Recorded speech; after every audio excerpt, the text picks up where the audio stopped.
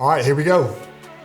We are in the house tonight with HP Pavilion Aero 13-inch. Starts at $699, 13.3 inch with a 16:10 screen ratio. You can customize it any way you want. Let's take a look at it and see what we think.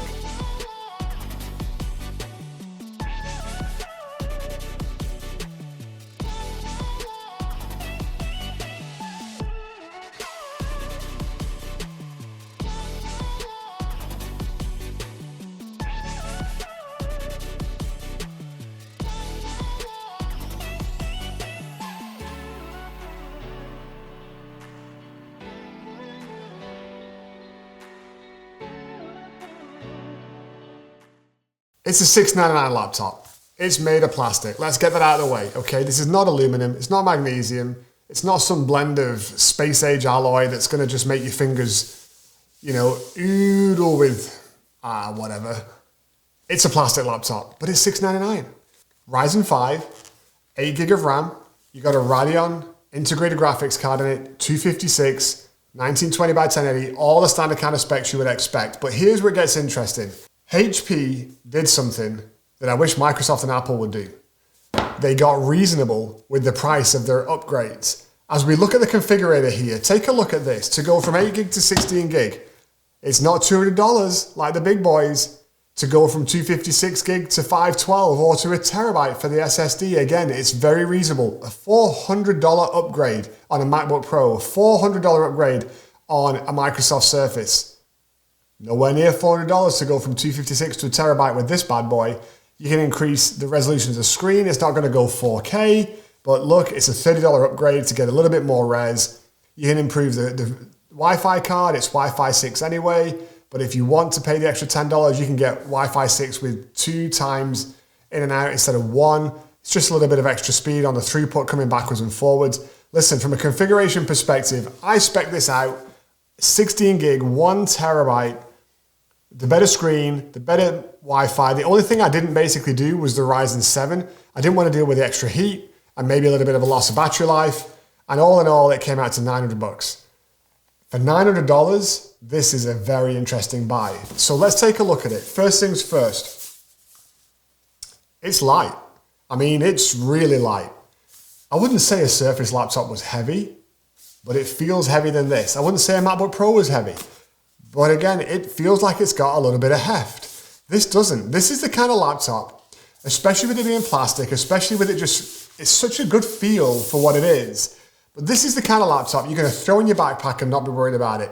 It's going to get scratched up here or there, but so what? It's an all day, every day. Throw it in your college backpack if you're at college. Maybe you've got school-age kids. This will work for them. Maybe you've got employees out on the road or they're moving around with their laptops. This is the kind of thing you don't have to sweat about. It's a great mid-range point from a build quality perspective, from a hardware quality perspective. And look, I went for Ceramic White. There's 4 to choose from. You can go pink, you can go silver.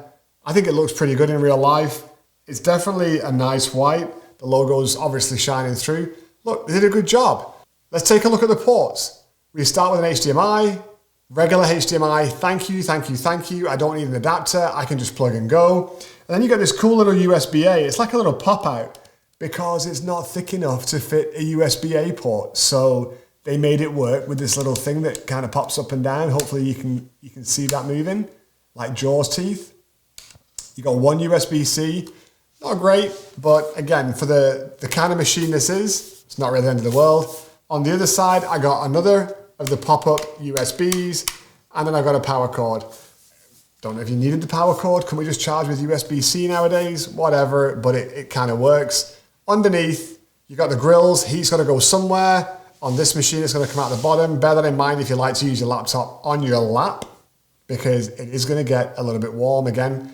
I went for the Ryzen 5 to try and help with that, so I wasn't taking quite such a powerful processor to make it all work. Because look, we all know when you're playing solitaire, it takes a lot of juice.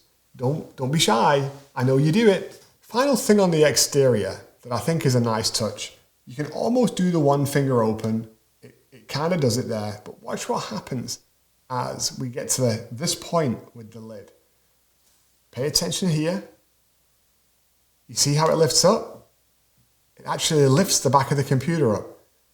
Obviously, that's to help airflow because heat is going to go out the bottom, but it also just raises that keyboard just a little bit to make it slightly comfier to type. I think it's a nice touch. I'm not sure how the corners are going to wear over time, especially on white, but let's see how it goes. And I think from a fit and finish perspective and a feel, for $700-800, it feels like a great laptop. No complaints, and I think it'll do the job. Let's take a look on the inside. So the keyboard is obviously plastic. Yes, there is some flex. I can't get away from it. I don't think it's crazy. I don't think it's a whole lot more flex than a Dell XPS, interestingly enough.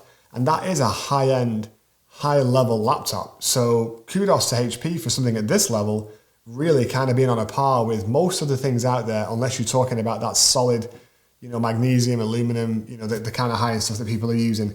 Keyboard feels great, but it's got a nice solid click to it. It does feel a little bit cheaper, if that's the right word, than something like a Surface laptop keyboard. Still one of my favorite Windows keyboards out there. They've got that little bit of soft sponge as you get to the bottom of the key. This doesn't, so it's kind of a press and it's a hard stop. Again, it's perfectly acceptable. It feels nice. The range of travel on the keys is good. For me, I don't like keys that move a whole lot. I do wish the trackpad was a little bit larger though. Everybody's going kind of thin bezels and all the devices are getting a little bit shrunk down in size, but we've got some space here, guys. We could go just a little bit taller. I struggle on the height of small trackpads. It's one of the reasons why I really enjoy a Surface Pro tablet, but I despise the keyboard that they come with because the trackpad is too small and that top to bottom height, which is what I use a lot more than the side left to right, my fingers just go off the edge all the time. And I'm OCD and it bothers me and it irritates me and I don't like it. I like to stay calm, peaceful. Okay, the screen does not have glass on it. Okay, you can get the 1920 1080 or you can upgrade a little bit to the weird resolution that they decided to go with that's kind of somewhere in between a 2K and a 3K. It looks fine, it looks great, it's non-reflective, folks. If you work in an office with bright lights, if you work outside, if you work with a window behind you, all of the things that glass screens hate, this bad boy has got you covered because there is no glass screen option at all. Even if you want one, you can't get one.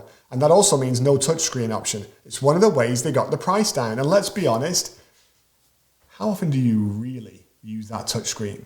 I mean, you might use it to scroll here and there, but could you live without it? If you could save enough money, maybe, then this is a consideration. If absolutely not, that's okay. We can still be friends. You just have to go with something like a Surface laptop instead, or a Surface Pro, or something else that's got, touch. This doesn't have it. $699, folks. Keep that in mind for the base model. The colors look fine. I've only played with it a little while. It definitely feels plenty powerful for a normal, everyday user.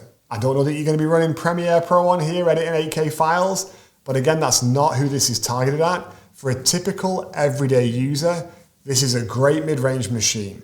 The screen looks good, the keyboard feels great, trackpad's okay, I wish it was a little bit bigger. It's got the USB-A on both sides, so you got backward compatibility, got the USB-C. It's a Ryzen processor. AMD are killing it right now, and everybody's raving about them. They're doing a great job, and they deserve the accolades that they get in. Listen, I don't have anything bad to say about this, okay? I keep talking about price, but I think price is the big driver here. If this was a $999 laptop as a base model, I would have some issues, but at $699, let me ask you this question. What else are you going to buy? You're going to go for an Acer? Maybe. I don't think you're going to find one as nice as this from a build perspective. Maybe you could find an Asus at that $700-800 price point. Possibly. Would I choose a Samsung laptop over this? The Galaxy Books and the Galaxy whatevers, they got quite a few of them. They're usually on sale. They're usually discounted. They push them heavily. I don't know. Go check them out side by side and see what you think. But I think this little baby has got a lot going for it, and especially with that customization that you can do online. Look, I was Googling today as we recorded this review. $799 on sale, Office Depot. 512 SSD, 8 gig of RAM. You can pick one up and it can be in your hands in an hour or next day if you do next day shipping. Overall, I like it. I think it's a great machine. If you got any questions, fire them my way. Let me know what you think. Appreciate you watching. And listen, don't go just yet. I got something else to tell you. Check out this video over here if you want to see some more cool stuff from my channel. Or check out this bad boy over here. Don't forget to hit that subscribe button and also the notification bell so you don't miss out when I drop new videos. I really appreciate you watching. My name's Mike. The channel is Mike Drops Tech. I'll see you next time, and until then, let's go out there and be amazing.